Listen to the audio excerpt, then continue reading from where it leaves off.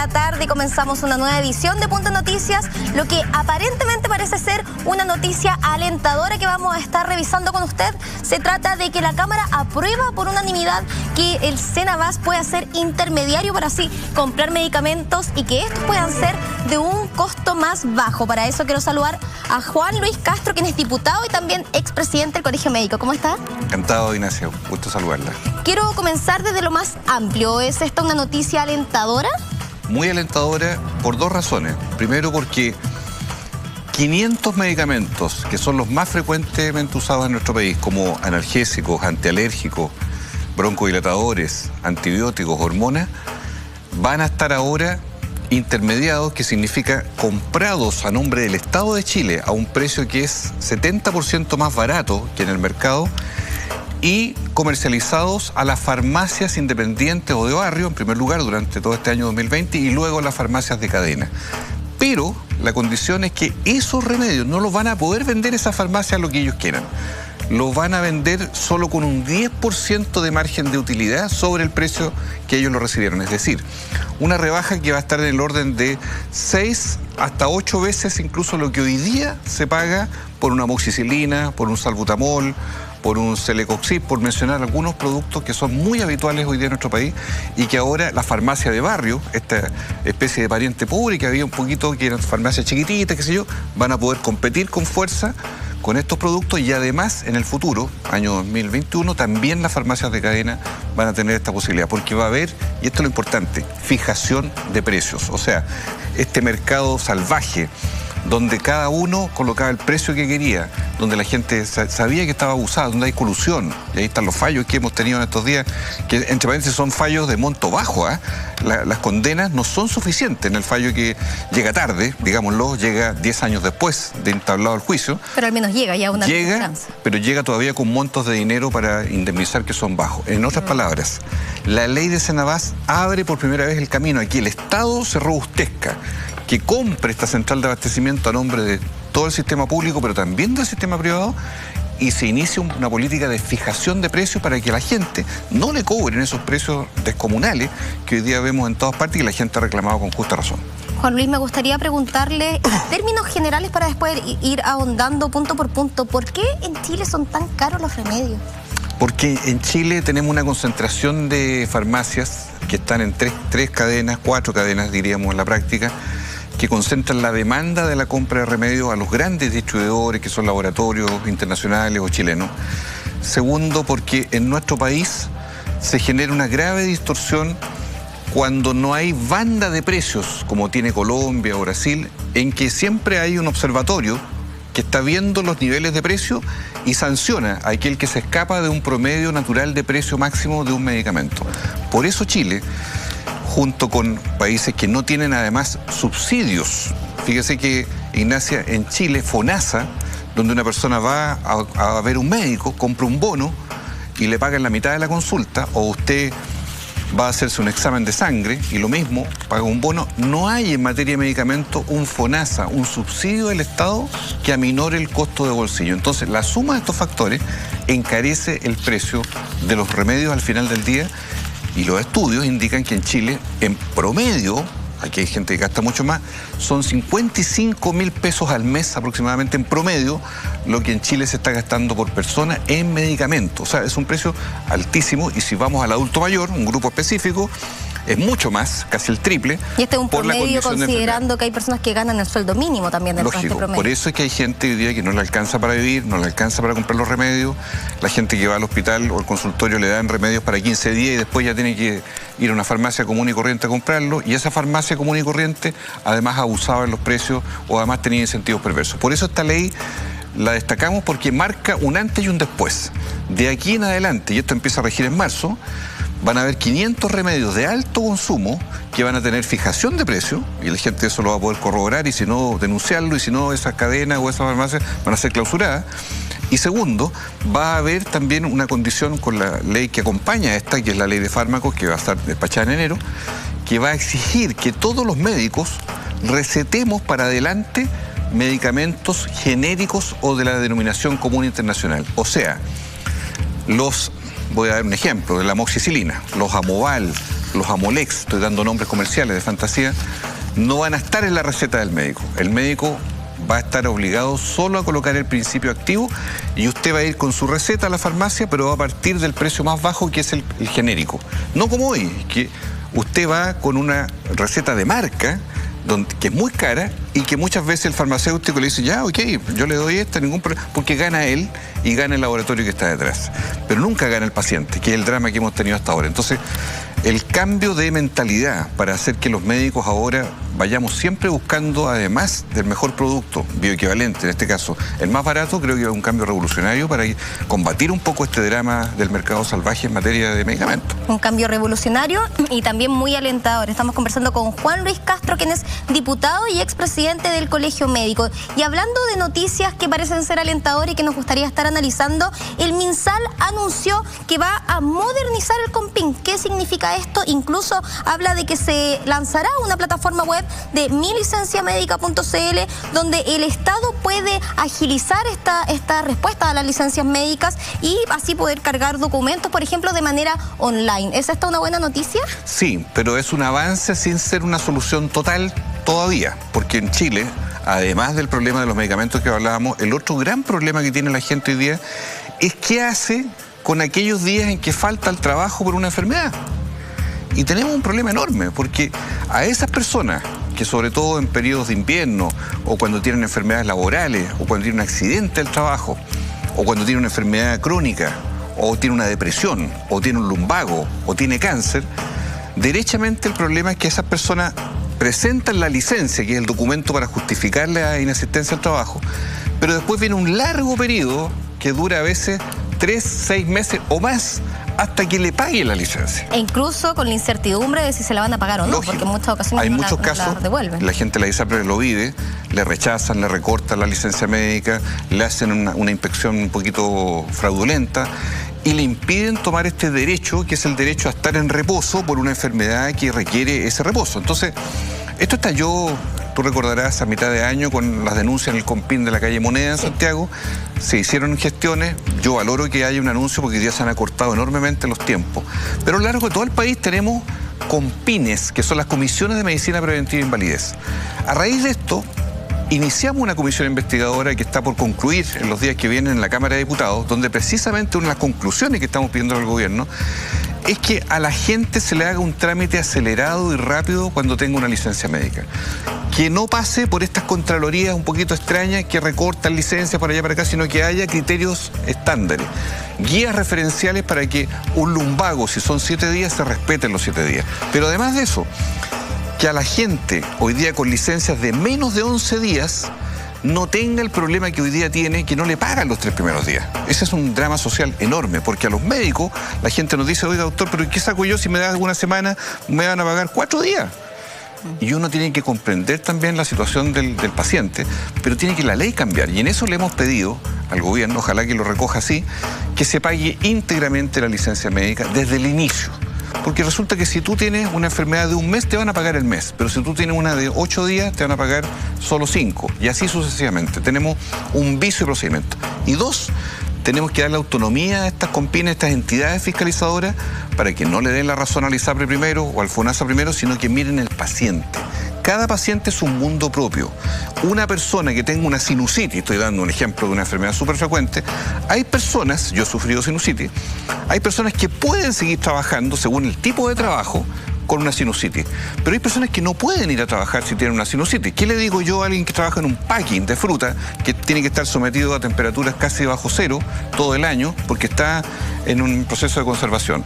Que no es lo mismo que alguien esté en una oficina, que no es lo mismo que alguien esté en la construcción trabajando.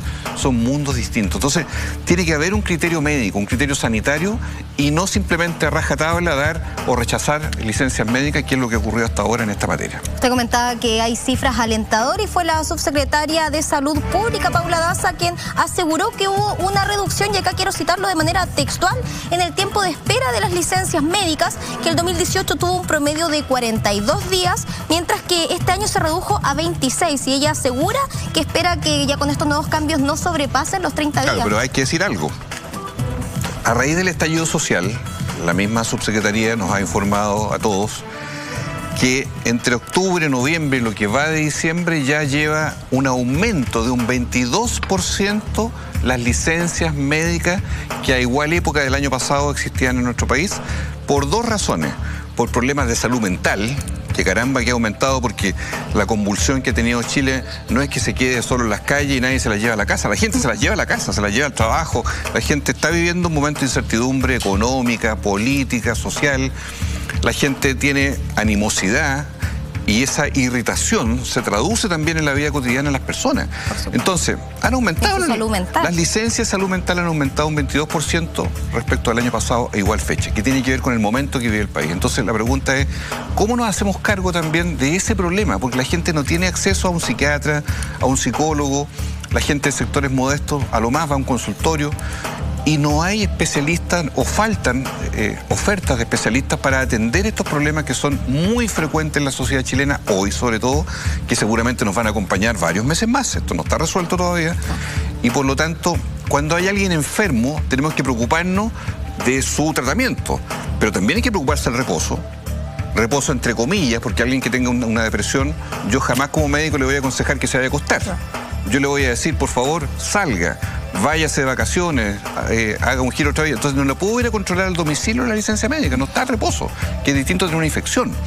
Todo eso son criterios que tienen que ser abordados para que una persona pueda recuperarse a partir de una enfermedad, en este caso de salud mental, que son cosas muy distintas. Ahora, esto crea un nivel de frustración importante, Juan Luis. Yo recuerdo un hombre atacando un compín desesperado, gritando, tengo las deudas hasta el cuello. ¿Cómo se puede transmitir a la ciudadanía que se tenga esperanza después de un nivel de burocracia tremendo en el sistema? Nosotros vamos a exigir, ya que las cifras mejoraron, no cabe duda, pero aquí vamos a exigir con mucha fuerza el control y la fiscalización para que la licencia médica ojalá se prefiera sea electrónica y así evitamos este trámite de que sea el paciente el que lo va llevando de una oficina en otra, sino que va en línea.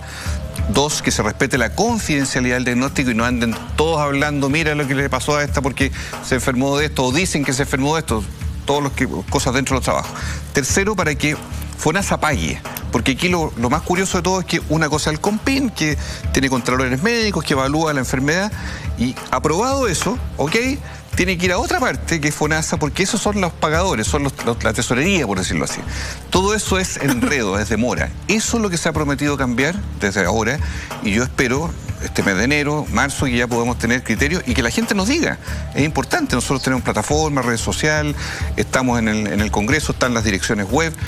Por lo tanto, felices desde quienes estamos en el mundo de la salud de poder rápidamente recoger si hay denuncias o hechos graves y poder colocarlos sobre la mesa para corregirlos ya, porque claramente hay un problema hoy día en materia de licencias médicas muy fuerte en el país. Ya estamos conversando con Juan Luis Castro, quien es diputado y también expresidente del Colegio Médico, y tenemos una noticia fresca que también es en el ámbito de la salud que nos gustaría que analizáramos. El gobierno no descartó avanzar hacia un sistema de salud único tras tramitar reforma en el Congreso. El ministro de Salud, Jaime Mañalich, sostuvo que avanzar rápido en la reforma del Fondo Nacional de Salud se podría cuestionar la existencia de dos sistemas de salud separados, que es algo que nosotros conocemos ya como en el sistema actual. ¿Es esto un buen indicio? Puede ser un buen indicio. Hoy día en Chile, digámosle al público, el 78% de las personas están en FONASA, el 14,5% está en ISAPRE, y hay un 6 a 8% que está en sistemas de previsión de la Fuerza Armada o Carabineros. Por lo tanto, no cabe duda que FONASA es el gran seguro público que compromete a la inmensa mayoría de la población. Me parece bien que se coloque ahí la prioridad, pero ya los trascendidos señalan que este plan costaría algo así como 70.000 pesos al mes. Obviamente, yo no le puedo pedir a alguien que gane el salario mínimo en Chile, que son varios millones de personas, que paguen 70.000 pesos al mes. O sea, el buen plan de salud integral universal, que me parece correcto tenerlo, tiene que ir acompañado de un subsidio, de una cobertura del Estado para todos aquellos que no pueden pagar esa cifra mensual, que hay que multiplicarla por 2, 3, 4 cargas según el grupo familiar. Por lo tanto, ir a un sistema único me parece razonable a estas alturas. En Chile hay un sistema dual, donde el peso se lo lleva el FONASA, que además recibe de las ISAPRES los enfermos más viejos, con más enfermedades, más crónicos, con menos ingresos. Más complejos, ¿verdad? Porque las ISAPRES tienen su propio problema, que la gente ha, yo diría, criticado con mucha fuerza, que es la discriminación de lo que hemos visto en lo que es la mujer en edad fértil, que recién ahora se empieza a corregir, el niño menor de 2 años, que tiene un precio altísimo de cobertura, y el adulto mayor de 60 años, que también tiene precios exorbitantes. Pareciera que se castiga. Todos esos, claro, pacientes vuelven al FONASA cuando tienen una enfermedad grave. Y lo más dramático de esto es que tienen ganancias estratosféricas sin una regulación. Pero el eje principal debe ser FONASA. Y yo creo, en estos días vamos a tener noticias, está anunciado para antes de fin de año, queda 8 días para fin de año, más o menos. El presidente de la República ha dicho que antes de fin de año se va a anunciar y comunicar la nueva ley de FONASA que va a llegar al Congreso, y yo espero que eso se produzca primero que nada y luego reaccionar para que ojalá sea en la dirección de un sistema único y no teniendo planes de salud segmentados por edad, por carga, por ingreso, que es súper engorroso y que solo le sirve a la ISAPRE, y en el caso de FONASA que tenga una cobertura y un subsidio pagado por las personas que no tienen ingreso. Ahora, Juan Luis, al momento de analizar el sistema pareciera que esto es el mundo al revés, porque resulta que FONASA atiende a cerca de 14 millones de personas versus las ISAPRES que atienden a 4 millones de personas, sí. Pero las ISAPRES reciben mucho más dinero que FONASA. ¿Cómo se entiende? Eso se entiende producto de la aberración de que en Chile se ha permitido que las ISAPRES tengan una suerte de selección adversa de pacientes en que eligen los más jóvenes, los más sanos, los con menos carga y con mejor sueldo. Ese es el paciente ideal de un ISAPRE. Cuando ese cliente ideal pierde ingreso, gana enfermedades, adquiere más carga o tiene una remuneración más baja, chao, lo expulsan del sistema. Y por eso se va quedando con esta, como la nata de la leche, con la crème de la crème, y va usufructuando al final de los beneficios que el FONASA, que tiene que recibirlos a todos. En FONASA no hay plan por edad, no hay plan por sexo, es universal.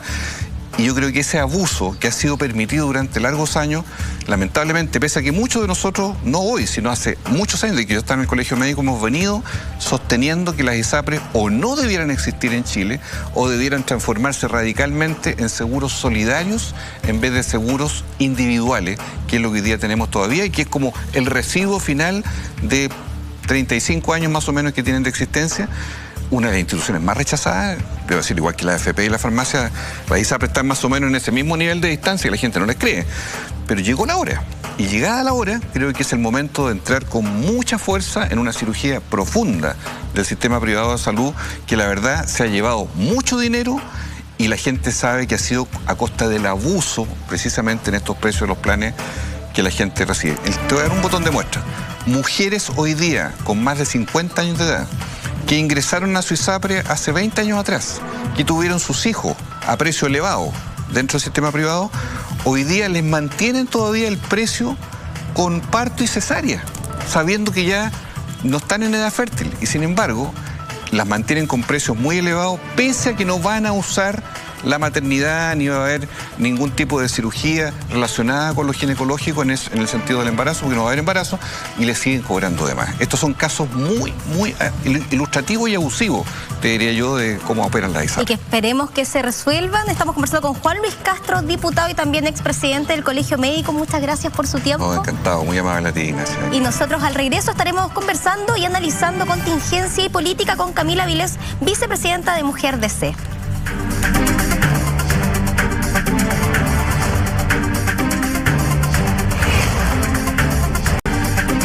15:51 y regresamos así a Punto Noticias para analizar lo que se ha convertido hasta el momento en la imagen del día. Se trata de algo que se catalogó como un feroz desaire por parte de Jacqueline Van Rysselberghe, quien no saludó ni a Desbordes, ni Blumen, ni Larraín hoy en La Moneda, algo que claramente ya se venía gestando hace un tiempo, una ruptura que vamos a estar analizando, y para eso quiero saludar a Camila Avilés, vicepresidenta de Mujer DC. ¿Cómo está, Camila? Muy bien, Ignacia, muchas gracias por la invitación.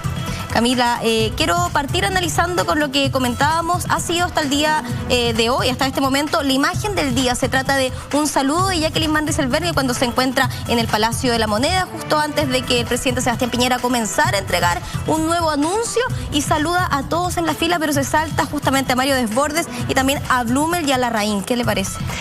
Fue la omisión de un saludo, claramente, porque creo que eso habla de una tensión política bien grande, ¿eh? Yo diría que se saltó más que al ministro del Interior, también se saltó a otras personas, bueno, a Mario Desbordes, que estuvo hace poquito acá en entrevista con usted, y yo creo que, bueno, eso habla de que políticamente hablando las cosas están muy tensas para ellos, que este remesón constitucional que tuvieron les ha generado una distancia que en esas ocasiones debe ser más prudente de lo que hizo ella. Lamentablemente tenemos que abordar estos temas porque son señales que se le da a la gente. Ella sabía que la estaban grabando y obviamente que iba a ser tema de discusión en distintos espacios, y creo que ella lo que está esperando es que le pregunten por qué no saludó al presidente de RN y al ministro del Interior.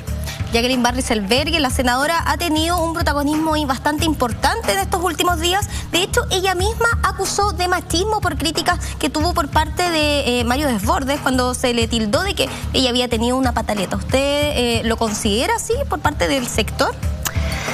Mira, yo creo que no podemos utilizar la palabra machismo cada vez que ocurren cosas que se generan por algún tipo de diferencias. Creo que ella, lo que dijo Mario Desbordes fue que había hecho una pataleta, pero no era una pataleta directamente que aludiera a ella, sino que a un partido político que no ha estado de acuerdo con un proceso constituyente que se ha llevado a cabo de manera bastante transparente y que ha sido bien activo por parte de todos los sectores políticos. Entonces, creo que acusar machismo en situaciones como esa no va al caso. Sí creo que tal vez, y que es importante, lo hemos dicho, y es importante para todos los políticos y políticas, cuidar las formas, ver cómo decimos las cosas de una manera que no se puedan interpretar de manera que no corresponda, como fue el caso de lo que dijo Mario Desbordes respecto de Jacqueline Van Rysselberghe, que no fue de ella. Su partido político, él es la cara visible. Él lo que hizo fue una crítica política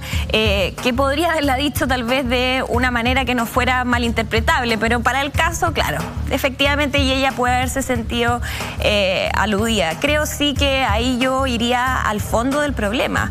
O sea, acá tenemos dificultades desde lo político, en donde un ala de la política relacionada directamente a la derecha de nuestro país no está de acuerdo con un proceso constitucional como el que estamos viviendo, no estaba de acuerdo con un plebiscito, no está de acuerdo con la integración de sectores tales como la paridad, los pueblos originarios, los independientes. Ellos han estado muy cerrados en ese tema, pese a que fueron parte también del acuerdo que se firmó el 15 de noviembre. Entonces, hay hartas cosas aquí que no son que son un tanto inexplicables y que además no promueve la idea política de generar un acuerdo por la paz social y por una nueva constitución. Vamos a estar ahondando en cada uno de esos detalles que sabemos son la génesis de este problema. Esto sucedió hace un par de horas, pero nosotros hace solo un par de minutos conversamos con Mario Desbordes y esto fue lo que nos comentó. Mario, de Punto Noticias se lo pregunto derechamente, ¿estamos frente a una crisis de la coalición de Chile Vamos que puede ponerle en peligro quizás los socios en los acuerdos? Yo creo que una crisis completamente artificial, no ha habido nada que justifique tensionar de esa manera la coalición, y lo más grave es hacerlo en este minuto, cuando nuestro gobierno no lo está pasando bien, cuando el país está pasando una crisis muy grave. Hacer esto a mí me parece que es un poco irresponsable. Yo espero que la UDI recapacite y que retomemos el camino que corresponde, que es el del trabajo común, en todo lo que estemos de acuerdo, y que comprendamos que somos una coalición diversa.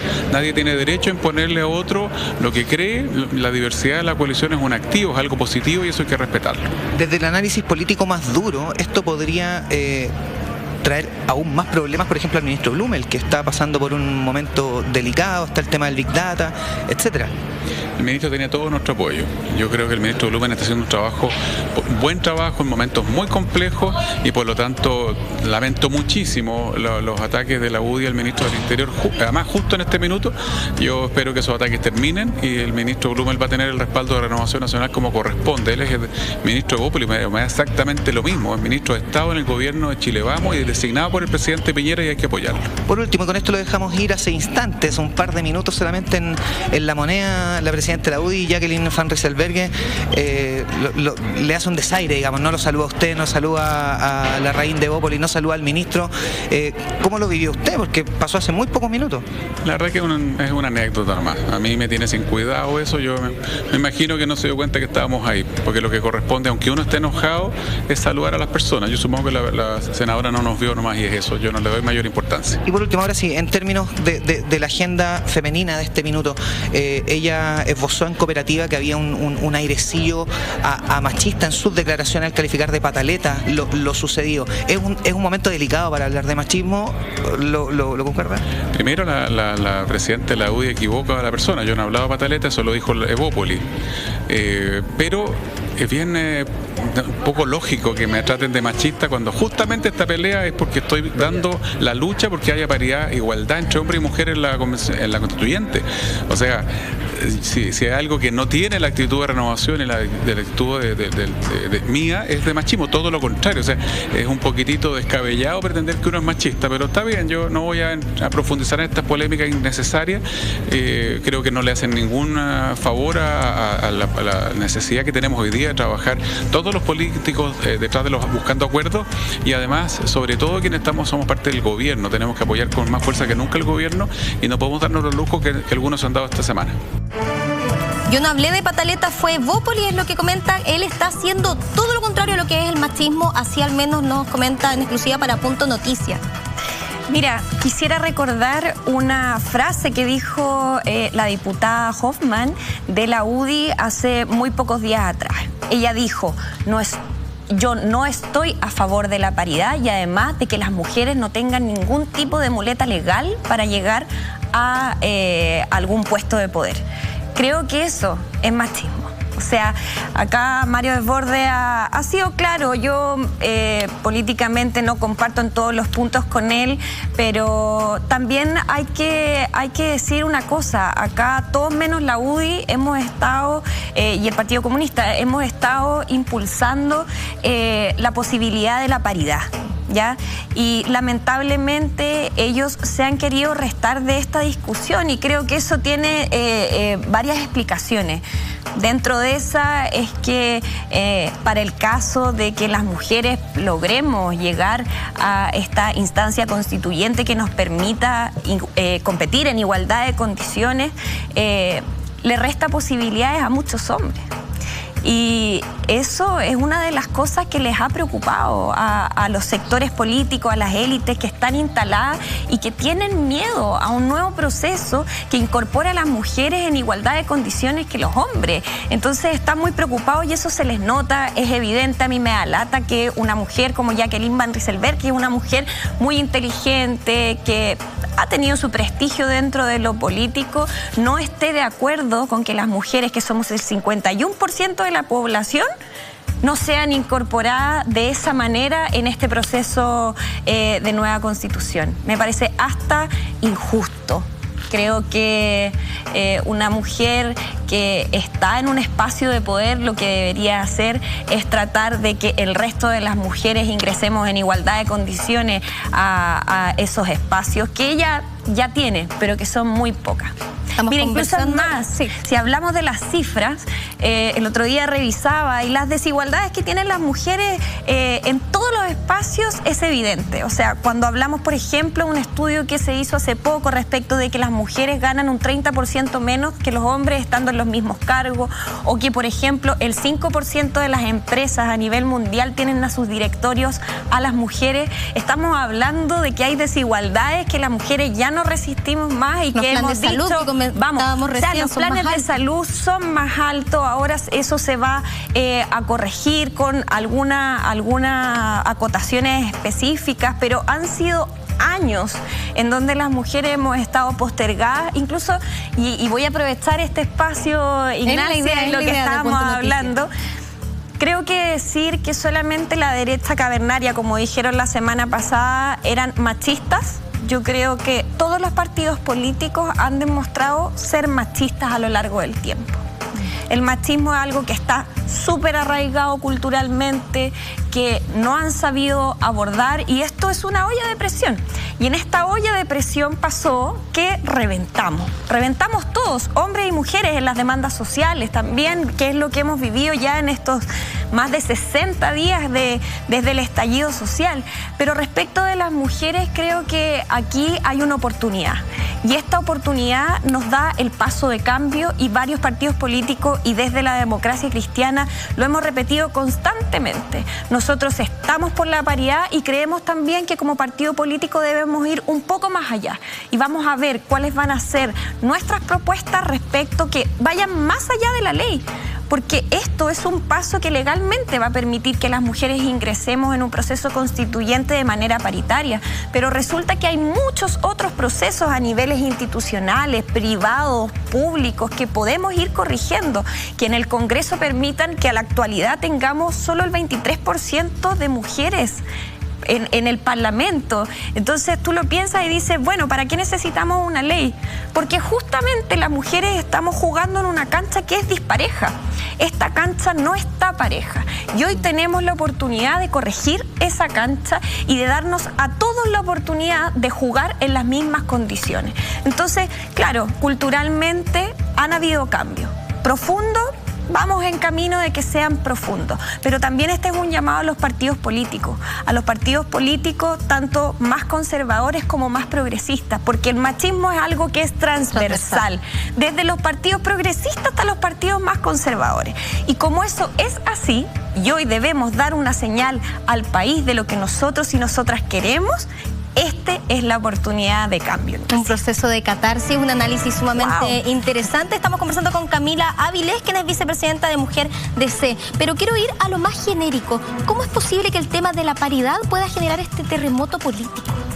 Wow, mira, vamos a partir de otro terremoto político que tiene relación con el tema de las mujeres.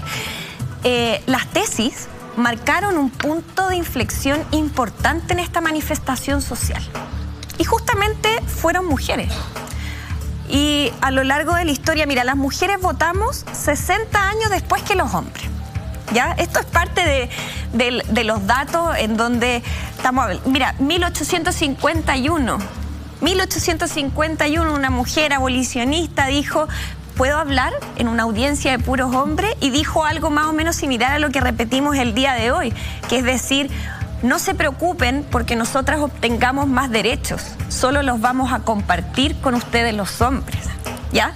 Entonces hoy día nos encontramos en un proceso, en un terremoto efectivamente político, en donde hay muchos hombres, también mujeres, como lo hemos visto en algunos sectores políticos, que están preocupados, que están asustados. Esto les provoca temor, porque por primera vez vamos a tener la oportunidad de ir generando las condiciones legales para que las mujeres tengamos las mismas oportunidades. Ahora bien, y despejando eso, el temor, yo creo, siguiente a esto es que cuando pasa una vez, las probabilidades de que vuelvan a suceder son altas.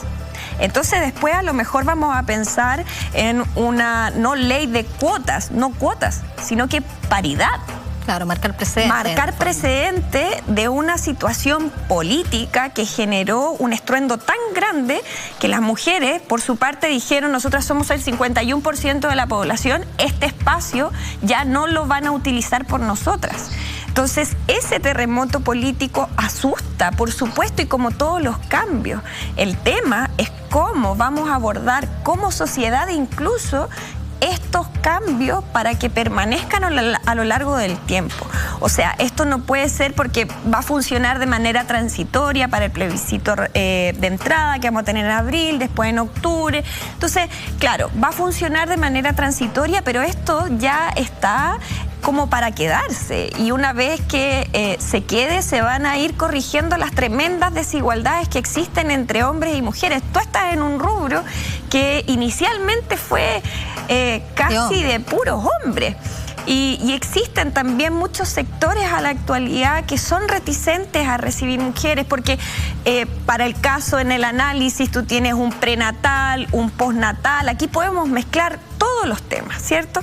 Pero lo importante es ir identificando estas brechas para ver cómo le damos una solución, y una solución que sea también a corto, mediano plazo, no más que eso. O sea, han sido años de postergación que han permitido que el día de hoy queramos tomar las determinaciones como partido político de decir no, ya basta, no más abuso, no más violaciones a los derechos humanos, que también hubo casos de abusos sexuales en este proceso de crisis social, y nosotros como partido hemos sido muy claros en eso y esperamos avanzar a algo que de verdad vaya más allá de lo legal y más allá de lo que nosotros como partido político representamos, sino que también a nivel país. Por eso para Punto Noticias es tan importante esta vitrina y también ser parte del cambio. Quiero agradecerle a Camila Avilés, vicepresidenta de Mujer DC. Muchas gracias por su tiempo. Muchas gracias a ti y a todos quienes nos están viendo en estos momentos por la red. Y al regreso de esta breve pausa vamos a estar analizando los resultados de la encuesta CADEM con Joaquín Orellana, investigador del Centro de Democracia y Comunidad.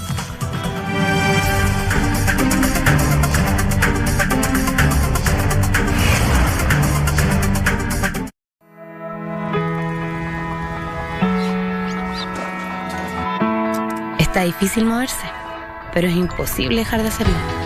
Estos días converso más. Todos estamos conversando mucho más. Compartimos la ganas de avanzar, de salir adelante. La única forma de avanzar es moviéndonos. Y en eso creo que somos un aporte a que las personas lleguen donde quieran llegar. Yo sumo. Avanzamos juntos.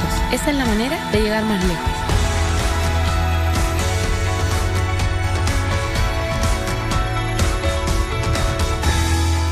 Creo que lo mejor es llamar al médico. Lo que quiero es morir. Una súplica. Carlos. Voy a luchar por nuestra familia, Paloma. Desde el dolor. ¿Qué pasó? ¿Por qué? Julia se enamoró de mi hermano Daniel. Mujer, casos de la vida real. A continuación, La Red, junto a ti.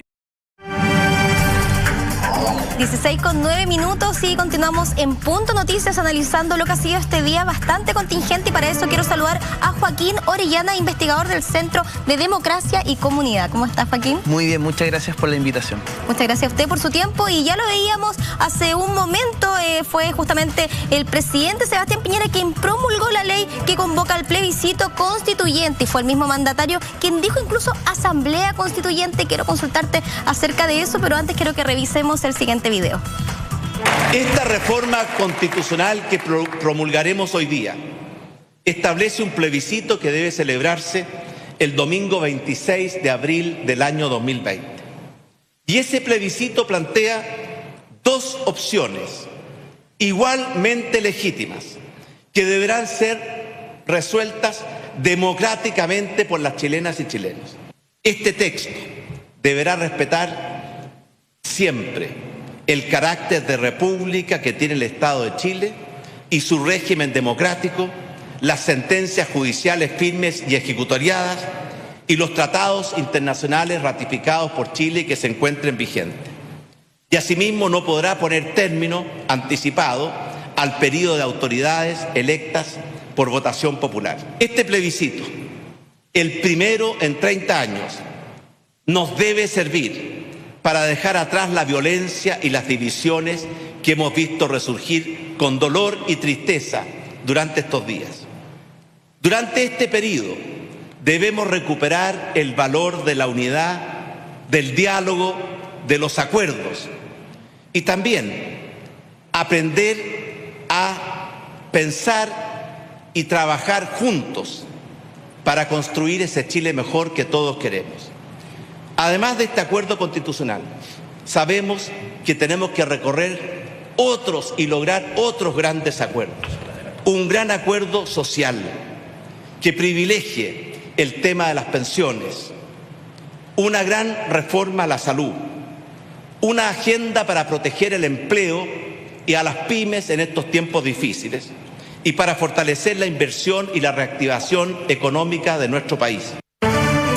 anuncio del presidente Sebastián Piñera, quien promulgó la ley para que se haga efectivo este plebiscito, y además del exabrupto que tuvo Jacqueline Van Rysselbergher al no saludar, también hubo varios que notaron que el presidente, en vez de decir asamblea constituyente, en vez de convención constitucional, lo dejó ahí, lo deslizó. ¿Se habrá equivocado o estará dando señales de estar cediendo? Mira, la verdad es que un exabrupto de esta naturaleza no nos puede dar conclusiones claras respecto a lo que realmente piensa el presidente. Lo que sí sabemos objetivamente es que su coalición fue la principal impulsora del cambio conceptual, ¿no? Tradicionalmente los procesos constituyentes que son electos en su 100% por la ciudadanía son denominados asambleas constituyentes, pero en el caso chileno innovamos en el acuerdo firmado hace un mes atrás, donde los partidos políticos se pusieron de acuerdo para que la fórmula fuera convención constituyente, ¿no? La verdad es que tiene que ver con la utilización del concepto, la asamblea constituyente, así como la convención constituyente electa en un 100%, prácticamente son lo mismo, y la verdad es que no podemos aseverar que no sé si error, pero es abrupto del presidente puede ser concluyente respecto a esa línea. Para Joaquín, usted menciona esta importancia que hay en la coalición, pero pareciera que esta coalición se está rompiendo, hay un terremoto. ¿Será que el presidente está tratando de transar para así lograr la armonía dentro de una coalición que se derrumba?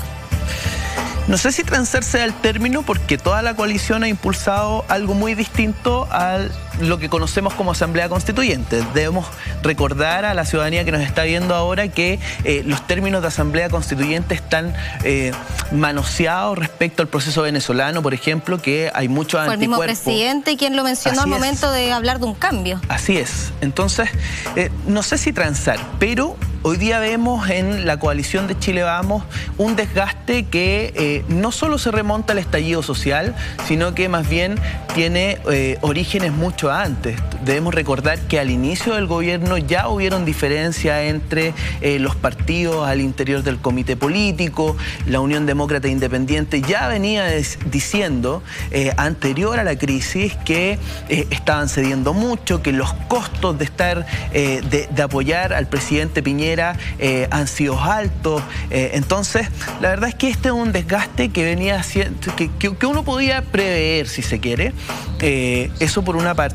Y segundo, tú tienes una correlación de fuerza al interior de la coalición de gobierno que está compuesta por partidos que tienen una matriz ideológica distinta. Evópoli, por un lado, liberales, Renovación Nacional, con el liderazgo de Mario Desbordes, que ve en esta crisis una oportunidad para modernizarse, y por otro lado, la Unión Demócrata Independiente, muy amenazada por la emergencia de un bloque de José Antonio Kast, Acción Republicana, y una derecha más dura. Entonces, la verdad es que se ha mostrado más reacio al diálogo. Mucho más reacio, llamando derechamente a votar el rechazo al nuevo proceso constituyente. De hecho, la semana anterior ya vimos que Gonzalo de la Carrera y otra persona anunciaron la casa por el no, que es que le da el puntapié inicial a la campaña de rechazo al proceso constituyente. Entonces, tú tienes distintos elementos que un poco te hacen ver que la coalición de Chile Vamos está en un desgaste, y lo que ocurre hoy día con la UDI y Renovación Nacional es evidente en esa línea. Estamos conversando con Joaquín Orellana, quien es investigador del Centro de Democracia y Comunidad, y lo adelantábamos antes del breve corte comercial. Llegan la encuesta Cadem, principalmente una de las más esperadas, y que dice nuevamente que la aprobación del presidente baja un 11%, amplio respaldo de paridad de género, es decir, baja al 11%. Sí, la última vez que estuvimos en este estudio hablábamos que la aprobación del presidente está en un 13%. Eso fue hace 2 semanas. Hoy día está en un 11%. Pero el margen de error de la encuesta es de un 3,5%. En consecuencia, la aprobación del presidente no se ha movido, porque está dentro del margen de error, ¿te fijas? Entonces, la verdad es que hoy día la aprobación del presidente Piñera está entre un 9 y un 13%. Lo que nos dice la encuesta es que está en un 11, pero como te digo, está en ese rango de error que lo que nos dice es que más bien tenemos que fijarnos en el dato de la desaprobación. Y en esa línea el dato es contundente. Tenemos un gobierno que no ha no ha logrado manejar la crisis con holgura, con éxito, y eso se ve reflejado incluso en hoy día el desgaste que tiene su coalición. Para hacer un poco de pedagogía, nosotros tenemos un modelo presidencialista que tiene características de hiperpresidencialismo dado las atribuciones que tiene el presidente. El presidente es el primer legislador, controla las urgencias, tiene veto presidencial, además de poder presentar mensajes de ley, digamos. En consecuencia, del presidente se espera mucho en la conducción de una coalición. No sé si ustedes han tenido la oportunidad de revisar, pero yo leía el otro día una entrevista a un filósofo de la Universidad Diego Portales, Hugo Herrera, que él decía, en este periodo de crisis parece que el presidente resta más que suma a la vía de las soluciones. En consecuencia, debiésemos tener un presidente que se repliegue. La verdad es que yo creo un poco esa línea. Estoy convencido de que hoy día el liderazgo y los atributos que tiene Sebastián Piñera no son acordes para encontrar soluciones satisfactorias desde la mirada de la ciudadanía, ¿te fijas? No desde la mirada del sistema político propiamente tal. La ciudadanía tiene una animadversión declarada al presidente. Claro, él se despliega un poco, pero de todas formas este fin de semana salen a la luz imágenes del presidente descansando en un reconocido balneario. Entonces es un poco contradictorio, ¿no?, para las personas. Sí, mira, eso, la política tiene fondo, tiene mucho fondo, pero también tiene mucha forma. Y la estética es importante. Y cuando al presidente se le ve comiendo pizza o al presidente se le ve vacacionando... El mismo 18. Que ojo, lo puede hacer. Es persona, tiene familia antes de dedicarse a la política. Lo puede hacer. O sea, acá lo que no podemos caer es en moralizar la política. Esto de lo bueno y lo malo, de los traidores y los héroes, digamos. Pero cuando tú estás en una crisis donde la sensibilidad está a flor de piel, estas imágenes, esta estética, estas formas contribuyen al malestar de la población. Estamos conversando con Joaquín Orellana, quien es investigador del Centro de Democracia y Comunidad. Y también una noticia que yo creo que se tomó la prensa y también las redes sociales fue el informe que reveló el diario La Tercera y que sacó muchas críticas, burlas y también preocupación por Big Data que el gobierno entregó a la Fiscalía. ¿Cuál es el análisis que se puede tener después de todo lo manoseado que ha tenido este informe? Mira, el informe ha sido bien criticado. La verdad es que mi preocupación tiene que ver con dónde se depositan los recursos públicos y para qué se hacen este tipo de gastos. Cuando el ministro del Interior hace una vocería indicando que se le ha entregado un informe al Ministerio Público con los más altos estándares tecnológicos, anunciando un poco la Big Data y la inteligencia, y finalmente el Ministerio Público, a los minutos después, el fiscal Abbott sale contradiciendo esa información y nos topamos con que el domingo La Tercera revela mayores detalles. El contenido, el mayores detalles. La verdad es que es preocupante que con ese nivel de información, con ese nivel de rigurosidad se estén tomando decisiones políticas y un poco eso se ve reflejado en la gestión de la crisis. O sea, hay un correlato entre la liviandad, si se quiere, con que se elaboran insumos para tomar decisiones y las respuestas que ha tenido el gobierno para con la crisis. Y esto a modo de anécdota, yo soy un seguidor de Ismael Serrano, entonces un poco estaba contrariado en lo personal porque tú te das cuenta de que en realidad incluso aquellos que en su minuto hicimos un hashtag o algo, somos interpelados por ese informe. Es muy raro y creo yo que es muy negligente además. Joaquín, hay expertos en Big Data que en sus redes sociales aseguraron haber sido contactados por parte del gobierno y ellos dijeron, esto no puede ser, o sea, lo adelantaron de algún modo. Sí, cuando fueron contactados, esto es la nota está en la tercera PM de hoy, algunos expertos indican que al ser llamados por parte del equipo encargado de elaborar este informe, ellos indicaron directamente que en realidad un informe de esa naturaleza no podría traer conclusiones, digamos, duras respecto a una posible intervención extranjera. Cuando en el informe tú cuentas hashtag y lees hashtag, la verdad es que no no es un material, no es un instrumento que te permita extraer conclusiones claras respecto a la crisis, ¿no? Y como te digo, yo creo que cuando uno toma decisiones en política, espera que los tomadores de decisión, sus asesores y los equipos estén con la información no completa, la información no perfecta, porque eso solo se da en el mundo ideal, digamos, pero la información que se tenga sea rigurosa para la toma de decisiones. Incluso fueron algunos de esos expertos quienes aseguraron que este informe al menos no se asimilaba mucho a lo que corresponde al Big Data, sino más bien a una métrica de redes sociales que tiene que ver con información abierta. Sí, hoy día hay una serie de aplicaciones que te permiten contar y leer hashtag.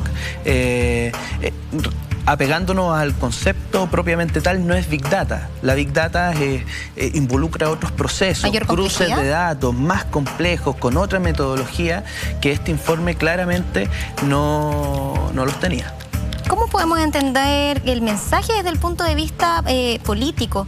¿Están mal los asesores? ¿Están mal los cabecillas quienes toman las determinaciones? Mira, la verdad es que yo no he tenido la oportunidad de conocer cómo funciona dentro la moneda, pero sí a simple vista uno podría elucubrar que acá hay una negligencia por parte de los equipos asesores y también de las autoridades que al final del día son los que firman este tipo de informes, son los que recepcionan y obtienen conclusiones respecto a este tipo de minutas, ¿no? Entonces hay responsabilidades compartidas sin lugar a dudas. Responsabilidades que son dignas de analizar y también de que no se le pierda el seguimiento porque son recursos de todo el país. Estamos conversando con Joaquín Orellana, investigador del Centro de Democracia y Comunidad, y analizando justamente temas importantes y también frescos. Fue hoy en la mañana cuando el Instituto Nacional de Derechos Humanos emitió un informe, y acá quiero decirlo de manera textual: graves y muy numerosas violaciones a los derechos humanos durante la crisis. Cuestionaron la excesiva demora por parte de Carabineros para tomar medidas y así poder evitar vulneraciones. ¿Cómo lo recibe Joaquín? Mira, la verdad con preocupación, porque el Instituto Nacional de Derechos Humanos nos viene a refrendar con sus cifras, con sus conclusiones, viene a refrendar lo que nos dicen informes de organismos internacionales que ya estaban vociferando la permanente violación a los derechos humanos durante la crisis. Su director, Sergio Mico, lo dijo muy claramente hoy día en la mañana. Desde el periodo de la dictadura que no se sufrían violaciones a los derechos humanos de esta naturaleza. Antecedentes robustos, ese fue el concepto incluso que se utilizó. Pero además, no solo las cifras del INH, tenemos que recordar el informe de Human Rights Watch, el informe de la ONU, el informe de Amnistía Internacional. Según este reporte del INH, 943 acciones judiciales se han presentado, de las cuales 134 han sido por violencia sexual. Entonces, la verdad es que estamos frente a un escenario preocupante en donde no solo las autoridades deben adoptar un discurso íntegro respecto al respeto irrestricto a los derechos humanos, sino que además esto contempla reforma a las policías, contempla una política de justicia reparatoria a las víctimas y también contempla un ejercicio de memoria respecto a que si nosotros estamos jugando en democracia, el principio sine qua non de la democracia es el respeto al Estado de Derecho y también el respeto a los derechos humanos. Bueno, la respuesta del gobierno ya llegó por parte del gobierno. Esta es noticia de último momento por parte del ministro Larraín, quien dice: informe del Instituto Nacional de Derechos Humanos nos obliga a fortalecer nuestras instituciones. En el fondo hay una respuesta concreta por parte del Estado, algo que sabemos que es muy importante al momento de hacer este tipo de entregas, considerando que algunas no fueran tomadas muy en cuenta. Sí, recordemos que el primer informe de Amnistía Internacional fue vapuleado por parte del gobierno. En consecuencia, que hoy día el ministro de Justicia salga diciendo que el informe del INH los insta a fortalecer las instituciones es una buena señal, pero es una señal que se tiene que traducir en política pública, que se tiene que traducir en actos determinados por parte del gobierno y que sean actos no timoratos, sino que claros, digamos, en encontrar soluciones en esta materia. Lo que ha pasado en Chile durante estos últimos 2 meses es demasiado grave. Llama la atención lo que recoge Cooperativa, donde dice textualmente: lo que han contratado estos instrumentos lamentablemente son muchas violaciones en un periodo delimitado de tiempo que nos obliga a fortalecer nuestras instituciones. En el fondo, ¿se está haciendo un poco cargo? ¿Lo podríamos interpretar de esa manera? ¿Dejar de desconocer este informe? Mira, después de 2 meses, en donde además el informe del INH dice que los mayores hechos de violación a los derechos humanos se dan en el estado de emergencia, y que además Sergio Mico lo dijo muy claro en las conclusiones. Las Fuerzas Armadas no se pueden hacer cargo del orden público, dado esta correlación entre el estado de emergencia y los datos que nos libera el informe.